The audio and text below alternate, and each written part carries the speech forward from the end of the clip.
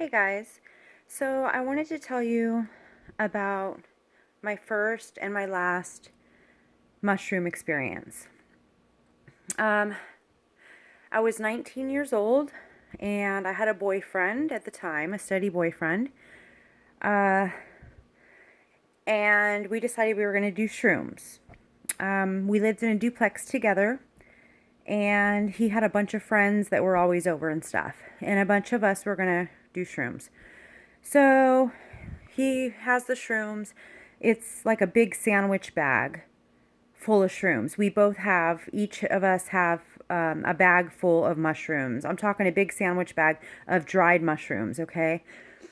Um, I didn't even, he just told me that was how much we were supposed to do, and we just chew them up. So I just chewed them up like that, and so did he.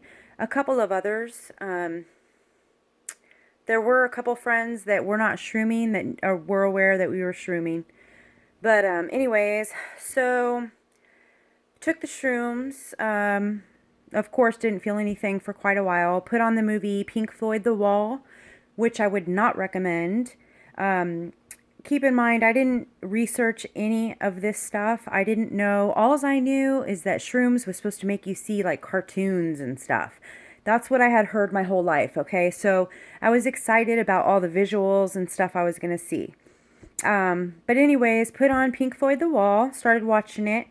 Never had seen it before, okay?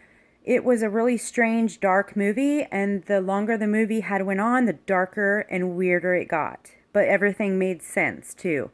It was just really weird. I did feel the shrooms finally after, I swear it took like 45 minutes to an hour to kick in. And when it first kicked in, it was really interesting. The movie got really dark, depressing. I couldn't watch it anymore.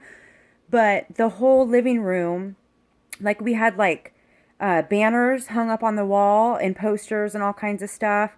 And the banners were just like waving. The walls were, everything was kind of waving and I guess breathing, as they say. And that was really cool. But there was no intense visuals at this point, just more like everything was kind of different. So I went to the back room, and because I was feeling kind of weird and I just needed to go get by myself in the back room. And so my boyfriend followed me back there. And at this point, I had to lay down. So I laid down back on the bed and closed my eyes, and it was like the room turned into a nightclub, basically. It was like the brightest, craziest nightclub that there ever was, okay? And the visuals were amazing, beautiful colors, just really neat. I don't know how long I was in that laid down position, seeing all of those things, but finally when that went away and I opened my eyes and I kind of came to-ish, it was really, really strange. I was very fearful. I remember this. From the very beginning, I was just kind of scared, nervous. It was almost overwhelming, like a panicky feeling because it was so intense. And I told my boyfriend, whatever you do, don't open that door. We were in our bedroom, and I just needed to be alone with him. I said, because I knew people were going to come knocking, I was like, don't answer it. So finally some of his friends came knocking on the door, probably just to mess with us. And I said, don't answer it. Please don't answer it. And I was so adamant about it. It was like I was in fear for my life. Okay. So I thought I could trust him, but no, he went and answered the door and let his friends come in, and they were all just fucking with us, and just saying crazy things, really weird things that really scared me. And I started to panic and freak out. I felt like they were all against me and everything. It was just really, really scary. And I told him I had to get outside, and he said, no, you can't go outside. And he was like, so, didn't want me to go outside so bad. And it was like, made me even scared, or it made me worse. And so I I was like, I was definitely going to go outside then, because he wasn't making me feel any better. So I get outside somehow. I get out there. We're in the front yard. Of course, it's in the middle of the night. And he's puking at this point. I never did puke. So I don't know if when you puke, it helps get some of it out of your system, but I never puked. So my trip was so intense, and I almost forgot that I even took shrooms actually. Um, and I thought that they were all plotting to kill me. And so he was like, I was gonna walk down the street and he was pulling me that I couldn't go anywhere and everything. And I was like, started screaming, like, help me, oh my God, help me, like screaming off the top of my lungs in the middle of the neighborhood and late at night. And he had me restrained on the ground and everything. And I was like fighting him and fighting him. And finally, he like gave up and let me go. And I didn't have my shoes on, I just had socks on. It was like a Friday or Saturday night. So, and it was probably around, I don't know, 12 o'clock at this point, midnight maybe.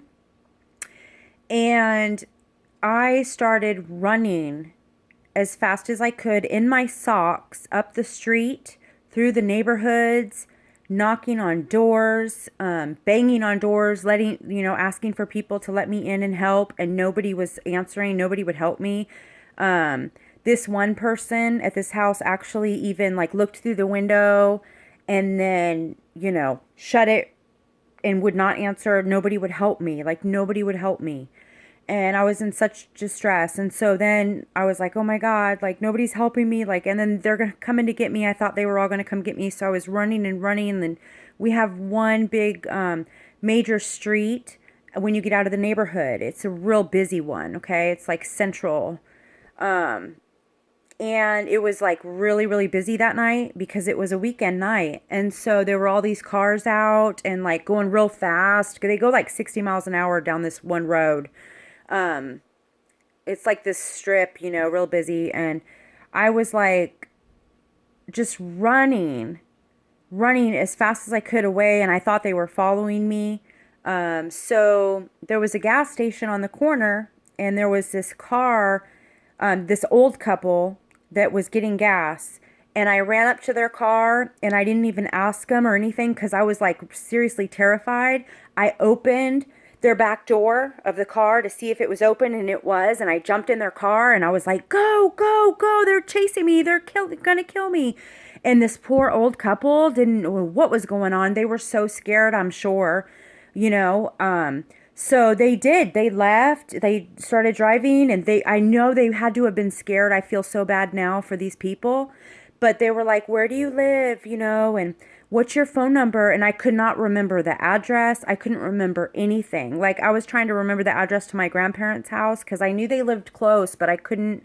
It's like I didn't even know how to get anywhere. I didn't remember my grandparents' number, which I had known for years. It was like I was so far gone. I forgot that I had taken anything. So the next thing I remember, they stopped somewhere like where a payphone was. Now remember, I was 19 at the time. This was way back in the 1990s. So there were payphones back then. And so they dropped me off at a payphone and I was like trying to remember like somebody's number, anybody, family, and I could not. And they called the cops on me. And so the cops came and this big cop guy, CHP guy, like he was like a RoboCop, okay? And he was like, he had me restrained to the ground. Oh, by the way, before the cops were called on me, I started to jump in front of oncoming traffic because I wanted it to end so bad. And I forgot that I had taken a drug and I thought I was in hell. All the cars that I seen, their faces were like demon faces and they were like looking at me and everybody was a demon. It was like I was in hell. I could see right through everybody. Everybody had evil intentions and everybody was out to kill me and get me. So anyway, the cops came, the RoboCop restrained me down on the ground and he said to me in a real evil voice, do you think you can overpower me? And it was just like everybody was a demon. And I was so scared. I just didn't know what to do. Anyway, they put me in the back of a cop car that was all plastic in the back. And thank goodness that it was, because I pissed my pants. I was so scared, I just peed on myself. I was sitting back there like in a fetal position, and I peed all over myself, and I didn't even care. I was just so scared. I thought I was going to my death. I thought now that these government officials were going to take me to my death. And then an ambulance came, and they put me in an ambulance. And even the ambulance EMT guys were evil, very evil. Everybody was evil, and they were taking me to my death. They did take me to the hospital, but I thought that in my head, I just thought that they were going to write me off as a Jane Doe and put me in the morgue in the bottom of the hospital, and nobody would ever hear from me again. And I deserved it because I was on shrooms, and I deserved that. So I was so terrified, you guys. It was so real. So real. So anyway, I ended up in this room, and the doctor comes in to talk to me. And he's asking me what the problem is. I forgot I'd taken anything, so I don't even think I had told him what I had taken, because I didn't know that I had taken anything at this point. I totally forgot. And I was telling him, I guess, all this crazy stuff about how people are everybody's out to get me. And then when I looked at him, he looked at me a weird way. And the way he was writing his notes, it was like he wasn't even really writing them. He was just pretending. And I thought he was in on it too. And I was just started screaming, and I didn't trust anybody. And then a whole team came in. They did something to me. I don't know what it was, but while they were doing it, they were having to restrain me and everything. And I was like, please, God, help me. And the nurses were like, you're going to need God, honey, but God can't save you, and all this stuff. And they were all like mocking me. And when I looked forward on the wall of the hospital, it was a hospital. It's called Mercy San Juan, and it's a Catholic hospital. So there was a cross with Jesus on it, like being sacrificed on the cross, a crucifix. And that was in my head then after that. And I was praying to God. I was screaming for God and everything. And then I just saw myself as Jesus when he was persecuted, and when he was being tortured and crucified. And it was happening to me. It was like I felt everything that Jesus had felt when he was being persecuted and dragged to the cross. And so this was going on for a long time. It felt like forever. And I just knew I was going to my death. These people were taking me to my death. And then all of a sudden, there was a really bright, bright light that happened. At some point, I puked. So maybe they gave me charcoal to puke up some stuff. I'm not sure. But after that, after they, were dragging me and just like torturing me and then crucifying me on the cross, it's like I died just like Christ did on the cross and everything. And then after that, I like came to, like, I don't know what they did, what they gave me, but I came to, and then all of a sudden, like, I was done tripping. I was out of it. And I was so thankful that it was just a bad trip. It was so real. To this day, I have a lot of problems because of that trip. I'm paranoid. I have major anxiety. It really messed me up mentally. I never fully recovered from it. I have issues as it is. I'm not somebody that should have been messing around with psychedelics. I was just really young, immature, and I wanted to party, and I didn't know any better. I didn't know anything about it. I didn't know how serious it could be if it went wrong, So yeah, I've never, even after that, I haven't been able to smoke weed because it kind of triggers those paranoid feelings and those thoughts. So I cannot. Yeah, so I just if you guys, being a Christian, I am a Christian, and I feel like I really believe that psychedelics are a way to different dimensions. I believe you're you're in Satan's playground. We're already in his playground as it is, but I think that if you take those kind of psychedelics and stuff like that, that you're really opening yourself up to Satan to slap you around and demons torment you. And You can really lose your life. I almost lost my life. If I would have jumped in, like, I don't know how a car didn't hit me when I was jumping in front of oncoming traffic. Literally, I was trying to get a car to hit me. One that was going as fast as it could. I wanted to die. That's how bad it was. And God was with me, thank God. And I learned my lesson and never tripped again. Um, Anyways, I thought I'd share that, and it was just on my mind. So, but yeah, I'm 41 now, and it still really affects me to this day. That it was a serious, serious situation. And now I see that ayahuasca is really popular. So are self psychedelics. They're like kind of coming back. But you guys, it's not always fun and games at all. And I just pray that you guys really do your research before you try to experiment with that stuff, because it is nothing. It's not a joke. It's not a game. And it's not just party time. It's not. It's a definitely spiritual thing. I mean, you're messing with you're playing with fire when you mess with those things.